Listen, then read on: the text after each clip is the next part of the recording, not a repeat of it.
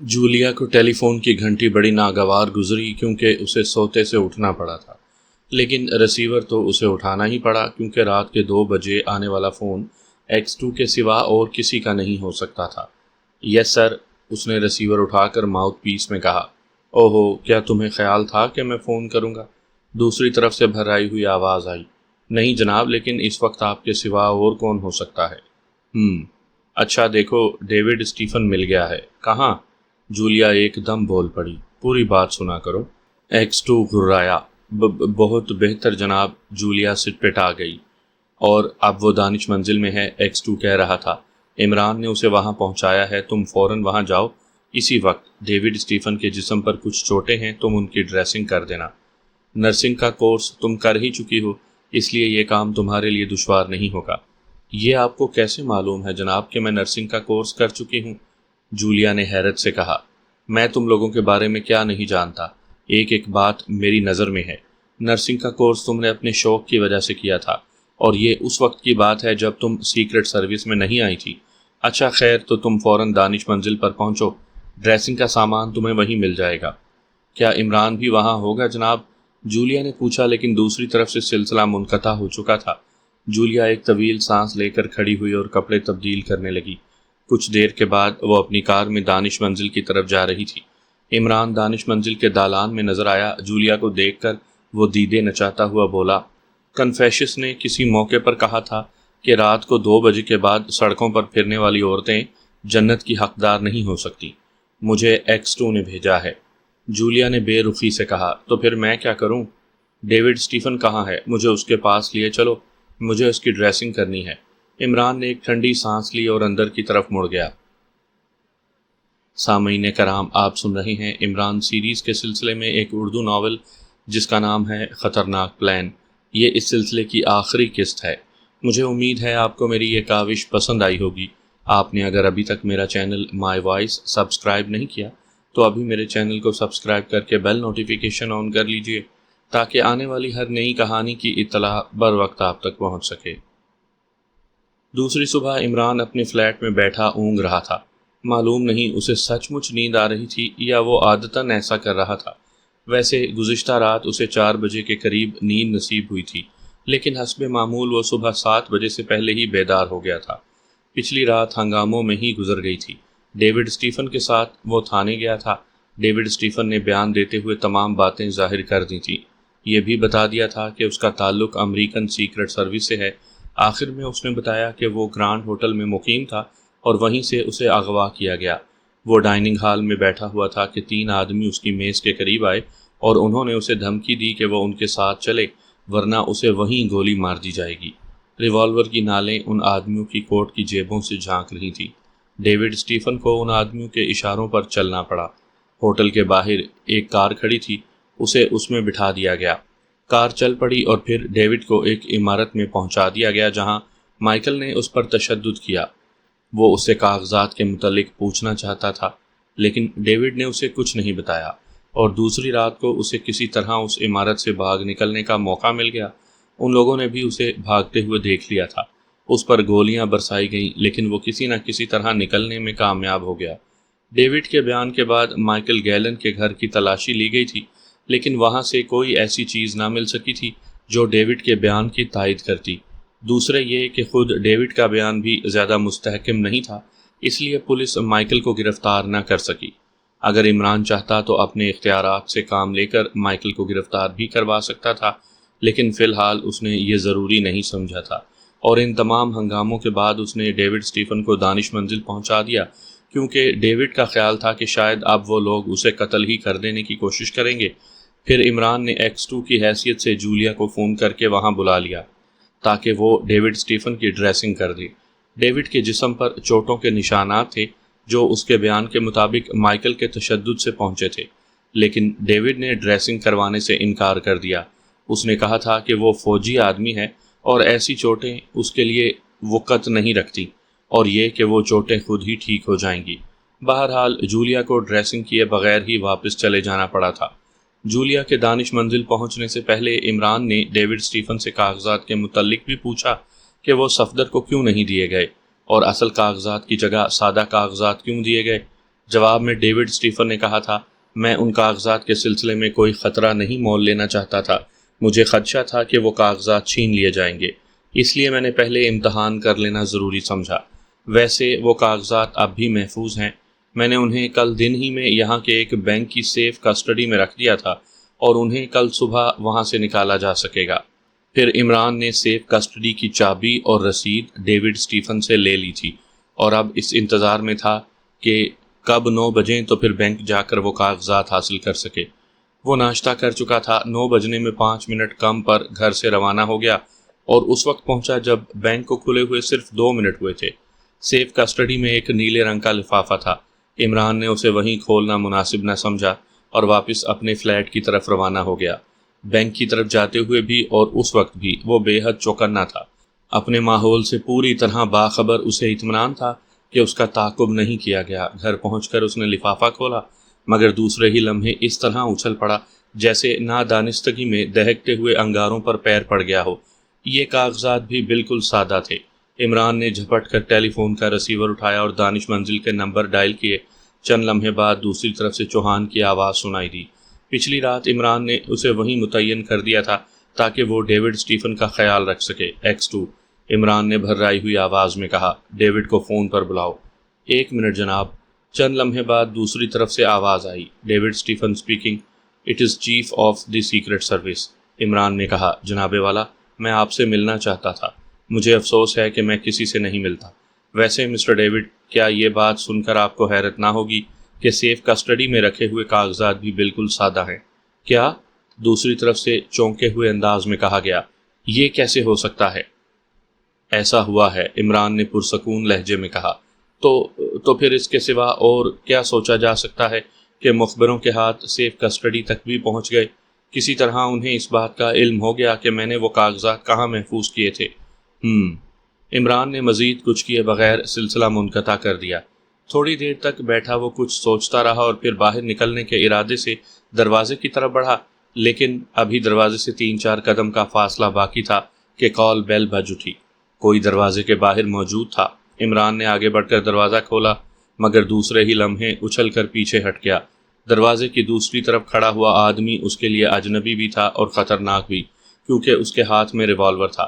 عمران نے بڑی پھرتی سے اپنا ریوالور بھی جیب سے نکالا، مگر وہ آدمی اس سے پہلے ہی فائر کر چکا تھا۔ ریوالور میں سائلنسر لگا ہوا تھا، اس لیے آواز نہ ہو سکی۔ گولی عمران کے سینے پر پڑی تھی اور خون کا فوارہ ابل پڑا تھا۔ عمران اس طرح چیخا جیسے اسے ذبح کر دیا گیا۔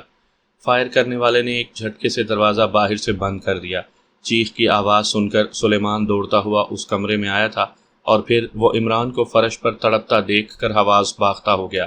خون کی چادر فرش پر پھیلتی جا رہی تھی۔ صاحب، صاحب، سلیمان چیخ پڑا، یہ کیا ہو گیا صاحب؟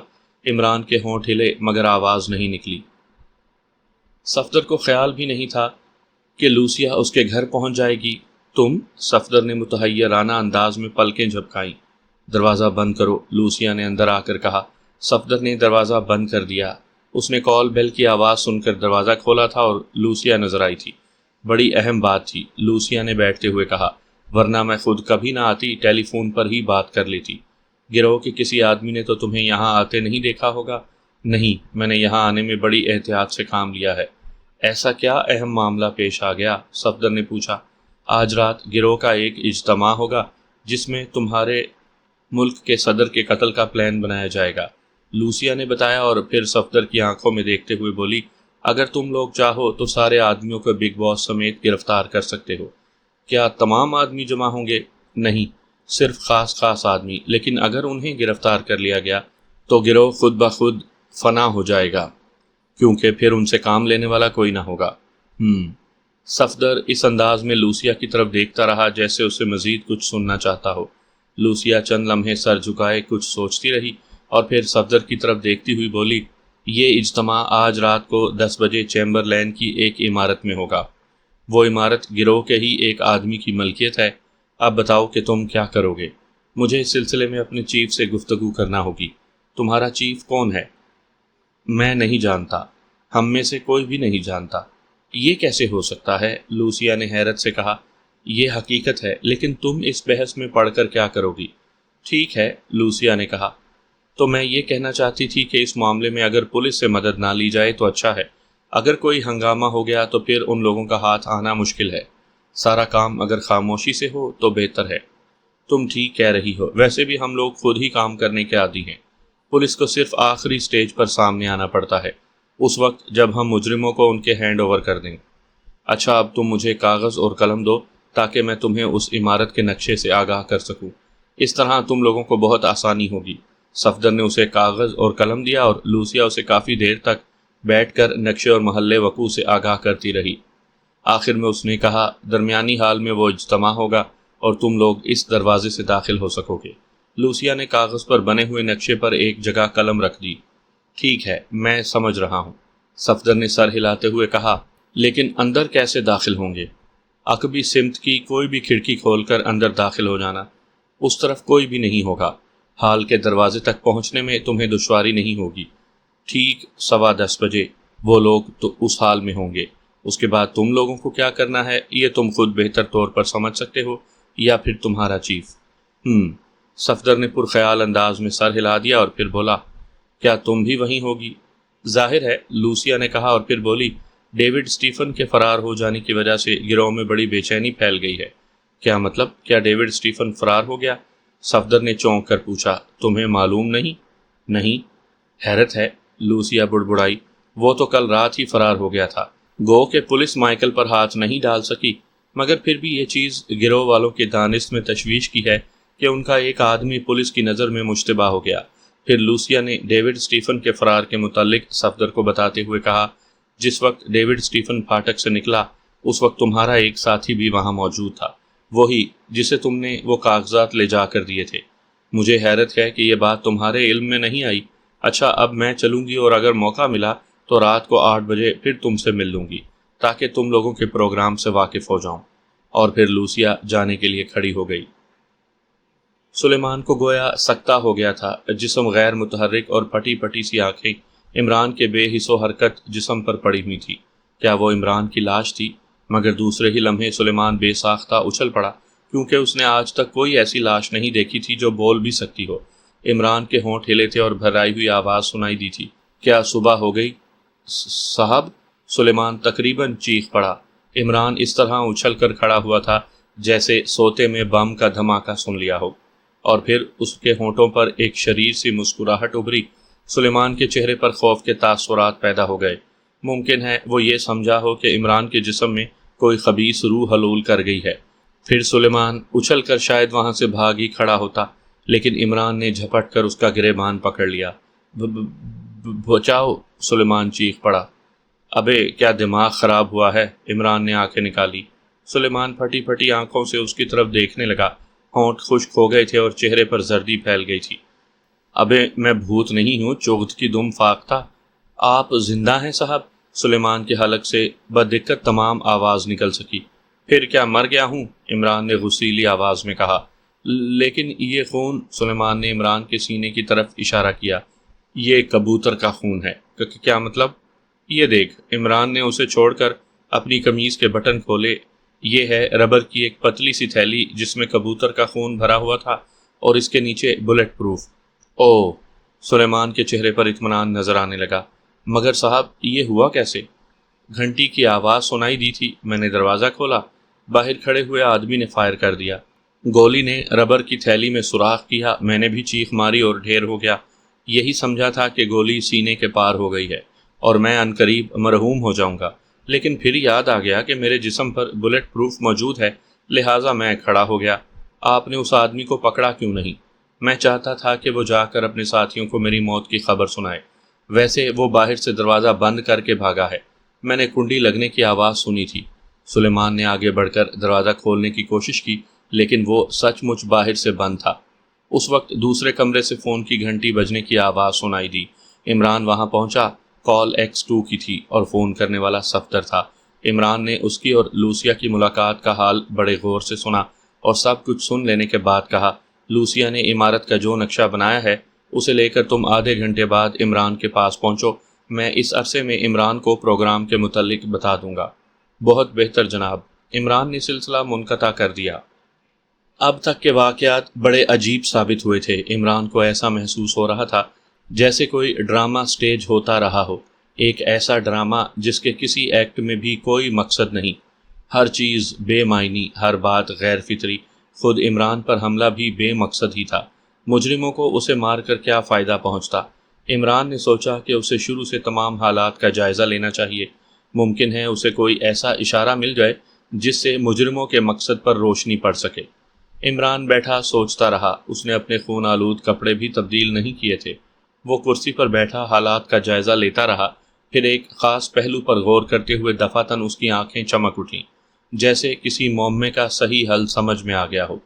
پھر اس نے حالات کے دوسرے پہلو بھی نظر انداز نہیں کیے، ایک ایک پہلو پر مختلف زاویوں سے غور کرتا رہا، اور جب حالات کا مکمل جائزہ لے چکا تو کوئی بات بھی اس کے لیے راز نہ رہ گئی۔ اچھا دوستو، وہ بڑبڑایا، وہی ہوگا جو تم چاہتے ہو۔ سیکرٹ سروس کے تمام آدمی اس عمارت میں پہنچیں گے اور میں دیکھوں گا کہ تم ان کا کیا بگاڑ سکتے ہو۔ پھر عمران کپڑے تبدیل کرنے کے لیے اٹھ گیا۔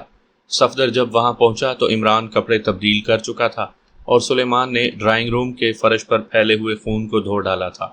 کیا بات ہے؟ صفدر نے حیرت سے کہا۔ دروازہ باہر سے بند تھا۔ ہاں، عمران نے رونی صورت بنا کر جواب دیا۔ ڈیڈی آئے تھے، کہنے لگے کہ اگلے ہفتے تمہاری شادی کر رہا ہوں۔ میں نے انکار کیا، بس پھر کیا تھا، بگڑ گئے۔ گرج کر کہا، مرغا بن جاؤ۔ میں بن گیا۔ پھر وہ باہر سے دروازہ بند کر کے چلے گئے۔ اچھا ٹھہرو، میں ذرا ایک فون کر لوں۔ عمران نے رسیور اٹھا کر دانش منزل کے نمبر ڈائل کیے۔ دوسری طرف سے صدیقی نے رسیور اٹھایا تھا۔ میں عمران بول رہا ہوں، عمران نے کہا۔ ڈیوڈ اسٹیفن کو کسی طرح بھی ساؤنڈ پروف کمرے میں قید کر دو، وہ بچ کر نہ جانے پائے، یہ X2 کا حکم ہے۔ اچھا، عمران نے رسیور رکھ دیا۔ یہ کیا بات ہوئی؟ صفدر نے حیرت سے کہا۔ کچھ نہ کچھ ضرور ہوئی ہوگی، عمران سر ہلاتا ہوا بولا، کیونکہ یہ X2 کا حکم ہے۔ خیر، اس وقت X2 کو مارو گولی، کام کی بات کرو، کیا تم وہ نقشہ لائے ہو؟ ہاں، صفدر نے جواب دیا۔ سیاہ رنگ کی اسٹیشن ویگن چیمبر لین کی ایک تاریک سی گلی میں روک لی گئی تھی۔ اس کا انجن بند کر دیا گیا اور پھر اس میں سے کچھ افراد اترے۔ یہ سیکرٹ سروس کے 8 ممبر تھے، عمران، جولیا، صفدر، تنویر، خاور، نعمانی، صدیقی اور چوہان۔ ان کے جسموں پر سیاہ رنگ کے لباس تھے۔ میرے پیچھے پیچھے چلتے رہو، عمران نے آہستہ سے کہا اور ایک طرف بڑھنے لگا، لیکن چند ہی قدم پر چل کر وہ رک گیا اور بولا، یہ آواز کس کے جوتے سے پیدا ہو رہی ہے؟ کیوں؟ تنویر غرایا۔ اوہ، تو یہ تم ہو؟ کیا تمہیں معلوم نہیں تھا کہ ہم ایک مہم پر روانہ ہو رہے ہیں اور ایسے موقع پر کریپ سول کے جوتے استعمال کیے جاتے ہیں؟ مجھ سے یہ نہیں کہا گیا تھا کہ یہ کریپ سول کے جوتے پہن کر آنا۔ کہا تو کسی سے نہیں گیا تھا، لیکن سب کے پیروں میں کریپ سول کے جوتے ہیں۔ پھر میں کیا کروں؟ اپنے جوتے اتار کر گاڑی میں ہی ڈال دوں اور ننگے پیر چلوں؟ میرا دماغ تو خراب نہیں ہوا ہے۔ میں حکم دیتا ہوں، اپنا لہجہ سنبھالو۔ تنویر کسی کن کٹے کتے کی طرح غرایا۔ میں تمہیں بھی سنبھال سکتا ہوں، عمران نے تلخ لہجے میں کہا۔ تنویر، جولیا بولی، اس وقت ہم عمران کے چارج میں ہیں اور اسے X2 نے نامزد کیا ہے، تمہیں جوتے اتارنا ہی پڑیں گے۔ اگر اس وقت تنویر کا بس چلتا تو وہ اپنے ہی دانتوں سے اپنی گردن ادھیڑ ڈالتا، لیکن بہرحال جوتے تو اسے اتارنا ہی پڑے تھے۔ اب وہ سب پھر آگے بڑھے۔ تنویر ننگے پیر ہی چل رہا تھا اور آنکھیں عمران کو گھور رہی تھیں۔ انداز ایسا ہی تھا جیسے وہ عمران کو نظروں ہی نظروں میں کھا جانے کا ارادہ رکھتا ہو۔ عمران انہیں ساتھ لیے ہوئے اس عمارت کی پشت پر پہنچ گیا جہاں لوسیا کے بیان کے مطابق آج مجرموں کا اجتماع ہونے والا تھا۔ نقاب، عمران نے سرگوشی کی اور سب لوگوں نے اپنے اپنے چہروں پر نقابیں ڈال لیں۔ عمران ہیرے کے قلم سے ایک کھڑکی کا شیشہ کاٹ رہا تھا، پھر کاٹے ہوئے شیشے کی جگہ سے اندر ہاتھ ڈال کر چٹخنی بھی گرا دی گئی، اور اس کے بعد کھڑکی کے پٹ کھولنا مشکل کام نہیں تھا۔ وہ سب اس کھڑکی سے اندر داخل ہو گئے۔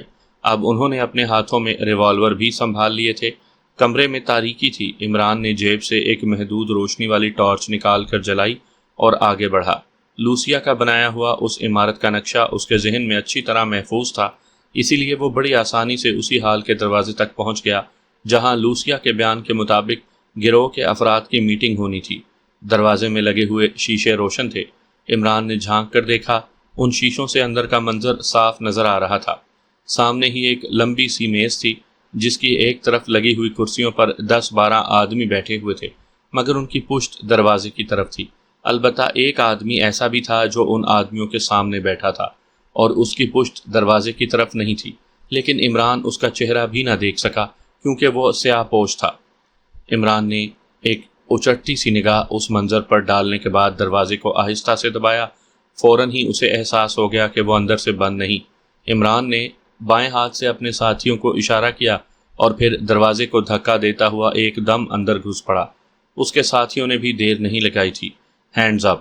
وہ سب بیک وقت گرجے، لیکن میز کے گرد بیٹھے ہوئے آدمیوں میں سے کوئی اپنی جگہ سے ہلا بھی نہیں۔ ہینڈز اپ! عمران نے دوبارہ کہا، مگر ان آدمیوں پر اس للکار کا بھی کوئی رد عمل نہیں ہوا تھا۔ عمران اور اس کے ساتھی تیزی سے آگے بڑھے اور پھر صفدر کے منہ سے بے ساختہ ارے نکل گیا، کیونکہ میز کے گرد بیٹھے ہوئے آدمی نہیں بلکہ پتلے تھے جنہیں کپڑے پہنا کر کرسیوں پر بٹھا دیا گیا تھا۔ دفعتاً ایک زوردار آواز کے ساتھ ہال کا دروازہ بند ہو گیا۔ تنویر اس کی طرف جھپٹا تھا لیکن وہ اسے کھولنے میں ناکام رہا۔ اسی وقت سارا ہال ایک کہکہے سے گونج اٹھا۔ جس وقت عمران اور اس کے ساتھی اس کھڑکی کے ذریعے عمارت میں داخل ہوئے تھے، اس کے چند ہی لمحے بعد ایک سیاہ پوش ایک قریبی عمارت کی آڑ سے نکل کر اس عمارت کی طرف بڑھا جس میں عمران اور اس کے ساتھی گئے تھے۔ وہ سیاہ پوش بھی اسی عمارت میں داخل ہونا چاہتا تھا، لیکن اس نے وہ کھڑکی استعمال نہیں کی بلکہ عمارت کی چھت پر پہنچنے کے لیے پائپ لائن کا سہارا لیا۔ اس کے ہاتھ میں ایک ٹامی گن بھی تھی، اس لیے اسے پائپ کے سہارے اوپر چڑھنے میں تھوڑی بہت دشواری ضرور پیش آئی، لیکن وہ ناکام نہیں رہا۔ چھت پر پہنچ کر اس نے اپنی جیب سے ٹارچ نکال کر جلائی۔ محدود روشنی کا دائرہ اطراف میں گردش کرنے لگا اور وہاں کا اچھی طرح جائزہ لینے کے بعد سیاہ پوش نے ٹارچ بجھا کر جیب میں رکھ لی، پھر ٹامی گن سنبھالے ہوئے ایک طرف بڑھا۔ ایسے معلوم ہو رہا تھا جیسے اسے کسی مخصوص روشن دان کی تلاش ہو۔ وہ ایک روشن دان میں جھانکتا پھر رہا تھا اور بالآخر وہ ایک روشن دان کے پاس رک ہی گیا۔ یہ اس حال کا روشن دان تھا جہاں اس وقت ایک کہکہے کی آواز گونج رہی تھی۔ سیاہ پوش نے اس حال میں 8 نقاب پوش دیکھے، ان میں ایک عورت بھی تھی اور سیاہ پوش ان لوگوں میں سے ایک فرد کو جانتا تھا۔ دفعتاً کہکہے کی آواز رک گئی اور کسی نے بھرائی ہوئی آواز میں کہا، خوش آمدید معزز مہمانوں، خوش آمدید۔ ایسا معلوم ہو رہا تھا جیسے وہ آواز کسی لاؤڈ سپیکر سے نکل رہی ہو۔ وسیع ہال میں کھڑے ہوئے نقاب پوش متحیرانہ انداز میں چاروں اطراف دیکھ رہے تھے۔ دفعتاً ایک نقاب پوش جھپٹ کر میز کے قریب پہنچ گیا جس پر ایک گول سا ڈبہ رکھا ہوا تھا۔ اسی وقت وہ آواز پھر سنائی دی، کیا بات ہے میرے مہمان بالکل چپ چپ ہیں۔ میز کے قریب کھڑے ہوئے نقاب پوش نے معنی خیز انداز میں سر ہلایا۔ شاید وہ آواز میز پر رکھے ہوئے ڈبے سے آ رہی تھی۔ کیا تم ہماری آواز سن سکتے ہو؟ میز کے قریب کھڑے ہوئے نقاب پوش نے پوچھا۔ کیوں نہیں، پر اسرار آواز نے جواب دیا۔ کیا تمہیں یہ جگہ پسند آئی دوستو؟ بہت زیادہ، وہی نقاب پوش چہکا، دل چاہتا ہے کہ تمہارا مقبرہ یہیں بناؤں۔ گستاخ، تمیز سے بات کرو، ورنہ یہ بھی ہو سکتا ہے کہ تم لوگوں کی موت قبل از وقت آ جائے، پر اسرار آواز نے غصیلے لہجے میں کہا۔ اگر ایسے ہی جیالے ہو تو ذرا سامنے آ کر بات کرو۔ میں اس قسم کی بہادری کو بے وقوفی کہتا ہوں۔ ویسے تمہیں میری ذہانت کی داد دینی چاہیے، کتنی آسانی سے تم لوگوں کو یہاں بلا لیا۔ میں آج دن میں ہی سمجھ گیا تھا کہ لوسیا ہمیں دھوکہ دے رہی ہے، اس کے باوجود یہاں آ پھنسے۔ کیوں؟ استہزائیہ انداز میں کہا گیا۔ تم ہمارا کچھ نہیں بگاڑ سکتے، بے وقوف ہو اگر ایسا سمجھتے ہو۔ وہی آواز آئی۔ روشن دان میں بیٹھا ہوا سیاہ پوش چپ چاپ ان کی گفتگو سن رہا تھا۔ وہی آواز پھر سنائی دی۔ چند ہی منٹ کے بعد یہ حال تمام لوگوں کے لیے جہنم کا مقبرہ ثابت ہوگا، تم لوگ جل کر راکھ ہو جاؤ گے۔ اس عمارت میں آگ لگانے کی تیاری کی جا رہی ہے۔ آگ کا نام سنتے ہی روشن دان میں بیٹھا ہوا سیاہ پوش بے ساختہ اچھل پڑا، پھر وہ تیزی سے عمارت کے بائیں سمت لپکا تھا۔ چھت کے سرے پر پہنچ کر اس نے جھانک کر نیچے دیکھا۔ اندھیرے میں کئی آدمی اسے سائے کی مانند دکھائی دیے، جو کوئی چیز غالباً پٹرول عمارت پہ چھڑک رہے تھے۔ سیاہ پوش نے ٹامی گن سیدھی کی، لیکن اتنی ہی دیر میں آگ لگائی جا چکی تھی۔ شعلے بھڑک اٹھے تھے اور ان کی روشنی کافی دور تک پھیل گئی تھی، اور وہی روشنی اس کو لگانے والوں کی موت کا باعث بن گئی۔ اندھیرے میں شاید سیاہ پوش صحیح نشانہ لگانے میں ناکام رہتا، لیکن روشنی میں ٹامی گن شعلے اگلنے لگی۔ چیخیں سنائی دیں اور زمین پر 3 لاشیں تڑپنے لگیں۔ سیاہ پوش انہیں تڑپتا ہی چھوڑ کر مخالف سمت دوڑنے لگا، لیکن چھت کے سرے تک پہنچنے سے پہلے ہی اس نے محسوس کر لیا کہ ادھر بھی آگ لگائی جا چکی ہے، مگر سیاہ پوش نے گولیاں ادھر بھی برسائیں۔ کئی چیخیں ادھر بھی سنائی دی تھی، مگر سیاہ پوش نے یہ نہیں دیکھا کہ مرنے والے کتنے ہیں۔ اب وہ عقبی سمت لپک رہا تھا، ادھر ابھی آگ نہیں لگائی گئی تھی، کوئی آدمی دکھائی نہیں دے رہا تھا، لیکن سیاہ پوش نے اس طرف بھی فائرنگ کر دی۔ ادھر صرف ایک چیخ سنائی دی تھی۔ سیاہ پوش نے ٹامی گن بائیں شانے پر رکھ کر اسے گردن سے دبایا اور پھر پائپ کے سہارے تیزی سے اترتا چلا گیا۔ عمارت کی دائیں اور بائیں سمتوں سے شعلے بھڑک رہے تھے، قرب و جوار میں ہنگامہ برپا ہو گیا۔ فائرنگ کی آواز کافی دور تک پھیلی تھی۔ پائپ کے سہارے نیچے پہنچ کر سیاہ پوش اس کھڑکی کی طرف لپکا جہاں سے عمران اور اس کے ساتھی اندر داخل ہوئے تھے۔ دوسرے ہی لمحے وہ بھی کھڑکی کے ذریعے عمارت میں داخل ہو گیا۔ وہ دیوانہ وار ادھر سے ادھر دوڑتا رہا، اسے اس حال کے دروازے کی تلاش تھی اور وہ آگ کے پوری طرح پھیلنے سے پہلے اس تک پہنچ جانا چاہتا تھا۔ بالآخر وہ اس دروازے تک پہنچ ہی گیا۔ اندر سے دروازے کو توڑنے کی کوشش کی جا رہی تھی۔ ٹھہرو، سیاہ پوش نے چیخ کر کہا، میں کھولتا ہوں۔ پھر دروازہ کھلتے ہی وہ آٹھوں بڑی تیزی سے باہر آئے تھے۔ چلو جلدی نکل چلو، 2 سمتوں میں آگ لگائی جا چکی ہے، سیاہ پوش نے کہا۔ چیف، جولیا تقریباً چیخ پڑی، لیکن سیاہ پوش اس کی طرف متوجہ ہوئے بغیر دوڑتا رہا۔ جولیا نے اسے اپنا پراسرار چیف آفیسر X2 سمجھا تھا، لیکن حقیقتاً وہ بلیک زیرو تھا۔ کھڑکی کے قریب پہنچ کر بلیک زیرو نے کہا، تم لوگ اپنی نقابیں تو الگ کرو، چہروں سے اب باہر کافی بھیڑ ہو چکی ہے، کیا اسی طرح باہر نکلو گے؟ وہ لوگ اپنے چہروں سے نقابیں ہٹانے لگے اور بلیک زیرو نے کھڑکی سے باہر چھلانگ لگا دی۔ چھلانگ کے ساتھ ہی اس نے بھی اپنی نقاب الگ کر دی تھی، لیکن اسے اطمینان تھا کہ ان لوگوں میں سے ایک بھی اس کی شکل نہ دیکھ سکا ہوگا کیونکہ اس کی طرف ان کی پشت تھی۔ عمارت کے چاروں اطراف اب واقعی کافی ہجوم ہو چکا تھا۔ بلیک زیرو نے اپنے آپ کو اس بھیڑ میں گم کر لیا۔ اس وقت بلیک زیرو نے جو کچھ بھی کیا وہ عمران کی ہدایت پر کیا تھا۔ آج دن میں عمران نے اسے ہدایات دی تھی اور وقت مقررہ پر اس عمارت میں پہنچا تھا۔ عمران نے اسے یہ ہدایت بھی کی تھی کہ وہ اس وقت تک دخل نہ دے جب تک وہ لوگ خطرے میں نہ پڑ جائیں، اور بلیک زیرو نے ایسا ہی کیا تھا۔ دوسری صبح ٹرانسمیٹر سے X2 کی بھرائی ہوئی آواز ابھر رہی تھی اور وہ سب اس طرح مؤدب بیٹھے تھے جیسے X2 ان کے سامنے ہی موجود ہو۔ انہی لوگوں میں عمران بھی تھا اور ٹرانسمیٹر سے ابھرنے والی آواز دراصل بلیک زیرو کی تھی۔ وہ کہہ رہا تھا، یہ پلان صرف اس لیے بنایا گیا تھا کہ سیکرٹ سروس کے تمام آدمیوں کو جمع کر کے ختم کر دیا جائے۔ اس سلسلے میں پہلا قدم وہ تھا جب انہوں نے ڈیوڈ اسٹیفن کو غائب کر دیا۔ اس ڈیوڈ اسٹیفن کو جو امریکہ سے کاغذات لے کر آ رہا تھا، میرا خیال ہے کہ اسے راستے ہی میں کہیں ختم کر دیا گیا۔ جس شخص نے گرینڈ ہوٹل میں مقیم ہونے کے بعد مجھ سے رابطہ قائم کیا، وہ ڈیوڈ اسٹیفن کے میک اپ میں اسی گروہ کا کوئی آدمی تھا جو اب ہماری قید میں ہے۔ مجرم دراصل تم لوگوں کو نہیں جانتا تھا، اس لیے یہ ڈرامہ سٹیج کیا گیا۔ کاغذات لینے کے لیے صفدر کو اس کے پاس بھیجا گیا تھا۔ صفدر نے وہ کاغذات عمران تک پہنچا دیے۔ اس طرح یہ دونوں آدمی مجرم کی نظر میں آ گئے۔ اس کے بعد صفدر پر حملہ کیا گیا۔ وہ لوگ اسے گرفتار کر کے ایک عمارت میں لے گئے اور وہاں انہوں نے ٹرانسمیٹر پر اپنے باس سے اس قسم کی گفتگو کی جیسے وہ کاغذات بہت اہم ہوں۔ اس کے بعد صفدر سے عمران کو فون کروایا گیا۔ یہ سب کچھ ہنگامہ صرف اس لیے تھا کہ ڈیوڈ پر شبہ نہ کرنے لگوں، کیونکہ عمران تک جو کاغذات پہنچے وہ سادہ تھے۔ اصل کاغذات ظاہر ہے مجرم ہم تک نہ پہنچنے دیتے۔ بہرحال صفدر نے فون کرتے ہوئے عمران کو ایک مخصوص انداز میں خطرے سے آگاہ کرنے کی کوشش کی اور کامیاب بھی رہا۔ مجرم عمران کے فلیٹ میں گڑبڑ پھیلانے پہنچ گئے۔